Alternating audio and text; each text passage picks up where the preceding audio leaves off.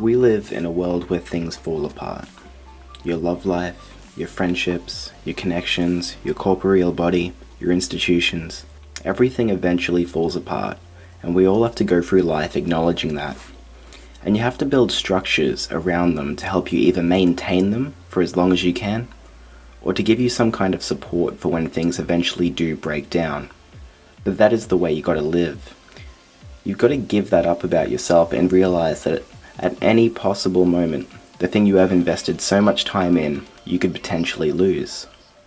You have to live and die by the sweet sword of your own decisions. You have to put yourself out there. Put your being into something or someone that provides you with true happiness. And when that eventually falls apart, there are many different kinds of coping mechanisms that people seek out. That brings me to the concept of escapism. Escapism is essentially the practice of seeking distraction or comfort in something other than reality. When one or many of these aforementioned things fall apart, many seek escapism in order to avoid facing the unpleasantness of real life. For some, this may come in the form of novels, comics, art, movies, or TV. Some may lose themselves in sex, drugs, or alcohol. The topic of this video is of course escapism in the form of video games, as it is one of the most popular activities to engage in for fantasy fulfillment and for entertainment. But why do people seek video games to escape? Well, to put it simply, for most people it is because deep down, fantasy is more appealing than reality on nearly every level. The mundane nature of the real world leaves so much to be desired that escapism is infinitely more appealing. Games are easy to get a hold of. They offer incredible value for price. They allow you to lose yourself in a world where you are someone else with different goals, and mainly, it allows people to leave our own tedious world behind, just for a little. I'm not saying this is good or bad. In the end, it doesn't really matter. The world will turn with or without us, so escaping into the digital world of video games, is it really that bad? Perhaps. There's always the chance of addiction. Always the chance that you can neglect your real-life relationships or responsibilities in order to pursue objectives in gaming, because that is a big factor into the allure of video games. They offer short-term and long-term goals that fill you with a true sense of pride and accomplishment upon completion. It feels good to save a village from a terrifying monster in The Witcher 3. It feels good to change a demented person's heart in Persona 5. It feels good to invest hours of practice in order to finally defeat a boss in Dark Souls.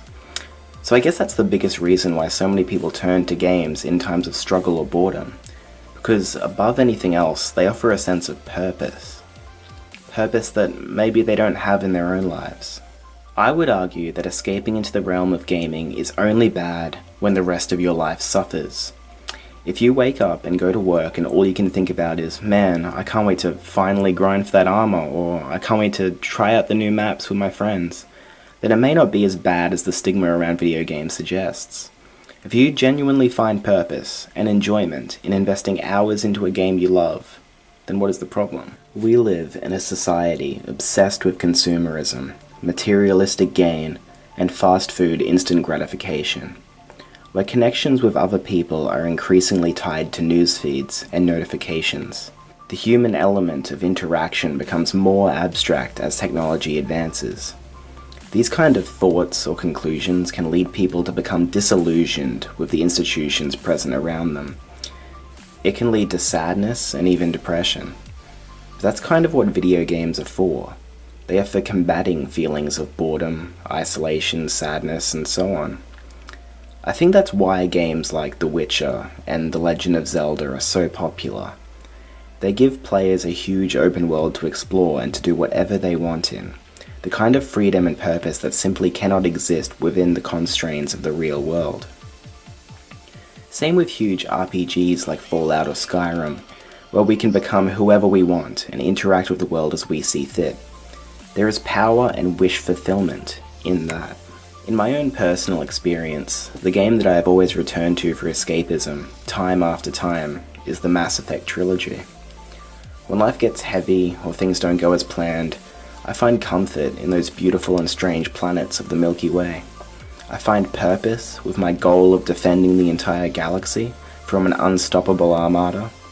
but most of all I find peace and camaraderie with the crew of the Normandy. Like I said at the beginning of the video, there is not a single permanent thing in this world. Everyone dies, everything withers, but time still goes on. An asteroid could plummet into the Earth tomorrow and it could all be over. So I guess, in my own personal experience with Mass Effect, the reason why I use that trilogy for escapism in particular is because it offers consistency in my life when sometimes there is none.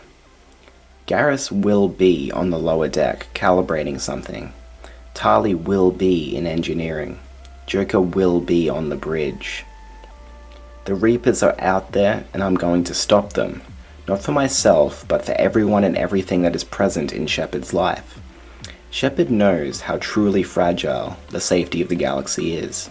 Yet the resolve is always there, the determination is always there. Because Shepard has a purpose.